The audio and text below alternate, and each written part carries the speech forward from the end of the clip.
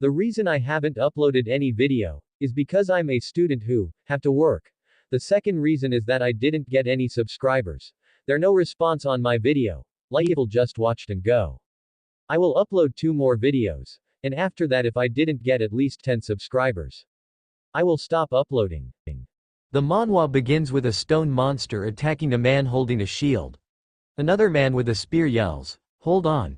It's revealed that this is a low-level dungeon called the Lair of the Margal Golem. The stone monster smashes the shield, and a man in armor shouts, "Don't take the blow. Take it away."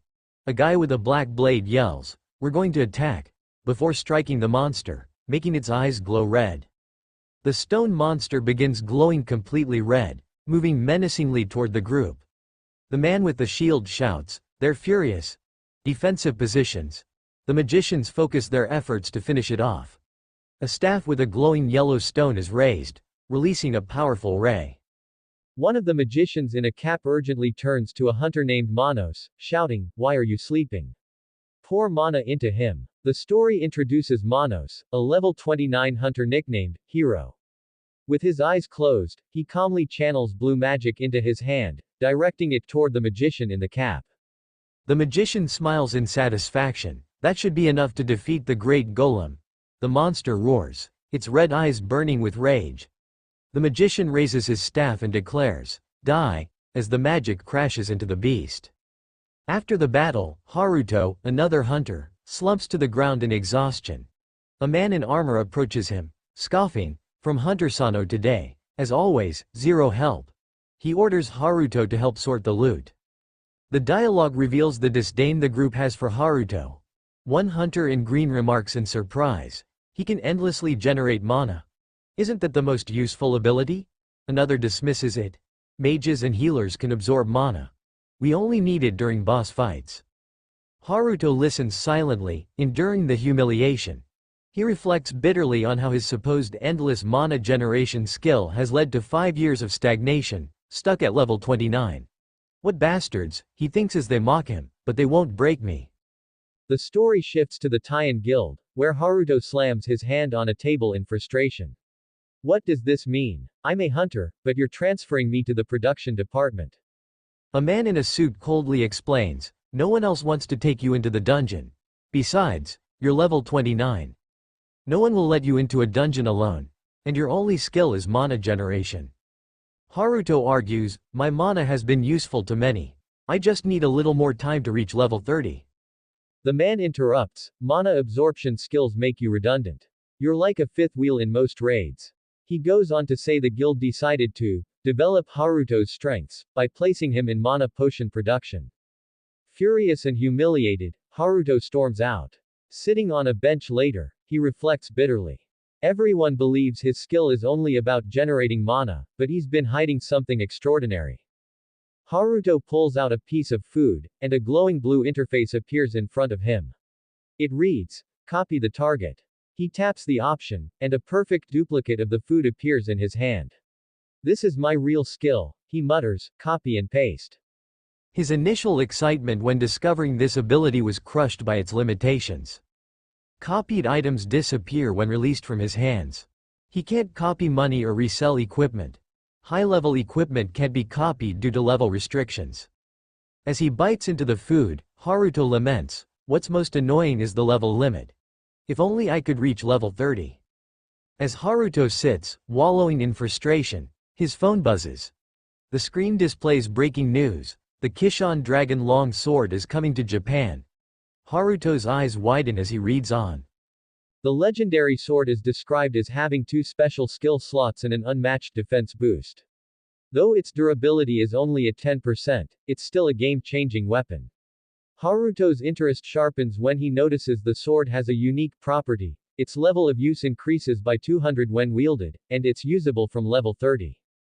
This sword, Haruto thinks, it's perfect. If I can copy it, I could become a level 230 hunter instantly.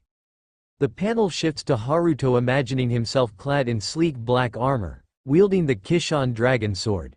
His expression is one of determination and hunger for power. The next panel reveals Haruto's plan. The sword will be displayed at an exhibition in Japan in a week. The weapon is being shown as a collectible due to its low durability. Haruto grins madly, already scheming. If I can touch it even once, no matter how fragile it is, I'll recreate it forever. This is my ticket to a new life. The scene transitions to a dungeon, where Haruto is accompanying a party. Giant spider monsters surround them, and the group struggles to fend them off. A magician calls out, "Mana! We need mana!" Haruto steps in, transferring his mana to the magician. But as fire magic erupts from the magician's staff, Haruto reflects on his hatred for how others treat him. While hiding behind a stone column, a blue interface appears in front of him. It shows his stats as a level 29 hunter. I just need one more level, he thinks grimly, and I'll show them what I'm capable of. The battle intensifies as the group nears the boss arena. They come across a terrifying scene. A giant spider monster perched on a stone column, its massive eggs scattered beneath it. The party's leader warns them, that's Alexa, the great spider, a level 80 boss. Be careful. If you break the eggs, she'll go berserk, and we'll all be finished.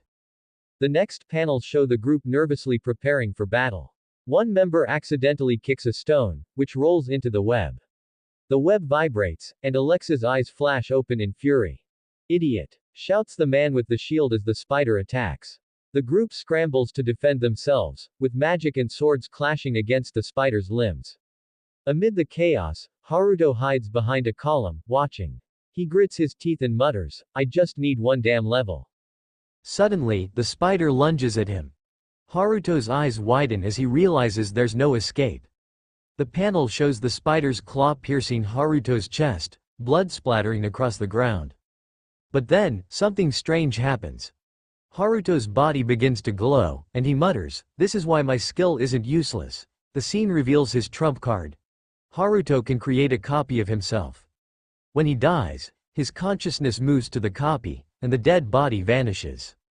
Haruto hides again, clutching his chest and thinking, "I'll never get used to this, but I can't stop now."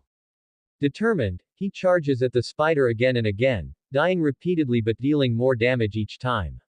The panels show his resolve as he thinks, "I'll kill it, even if it takes 100 lives." 3 days have passed. Haruto, battered and exhausted, stares at the great spider's weakening body. His sword, now cracked and broken from repeated use, cuts through the spider once more. The panel zooms in on his determined expression as the monster gets weaker with each passing second. Suddenly, the great spider turns around, ready to strike Haruto with its massive web. Haruto swiftly dodges the attack, his mind calculating the best move. In the next panel, we see Haruto climb the spider's enormous paw, scaling it with determination. With a fierce yell, Haruto swings his sword toward the spider's head, shouting, "Die already." The sword splits in two, and Haruto crashes to the ground, surprised and frustrated. "I forgot to copy and paste," he mutters to himself. As Haruto struggles to regain his footing, a new wave of smaller spiderlings appears from the broken eggs. Haruto watches in disbelief, muttering, "You're kidding me." Suddenly, a blue wave of fire cuts through the spiders, decimating them instantly. The girl who cast the spell stands tall, staff in hand, her eyes glowing with power. "Hellfire!" she yells. Haruto is stunned as he realizes this is the legendary Night Mage ranked 5th in Japan. She turns to him and asks, "Are you the only survivors?" Haruto nods, still in awe of her power. If his memory serves him correctly, there was only one such mage in Japan. A night mage who used a witch's sword, ranked 5th in the Japanese hunter rankings. "Are you the only survivors?" Haruto picked up his injured ally, and nodded in agreement. The girl looked at the battlefield, her gaze darkening as she thought about the children of the great spider. The eggs had cracked, and the creatures were becoming enraged. It seemed the high-level party had been completely wiped out. She turned her gaze back to Haruto, her thoughts lingering on him. He managed to defeat the dungeon boss and even saved his comrade, yet he's clearly a low-level hunter. How did he do that? Meanwhile, at the Japanese Hunter Association, Haruto sat awkwardly in the interrogation room. "If Nanai's hadn't come, we'd really be grateful to her and to the dungeon manager too," he muttered. Nanai's, sitting across from him, calmly replied, "I'm just doing my job."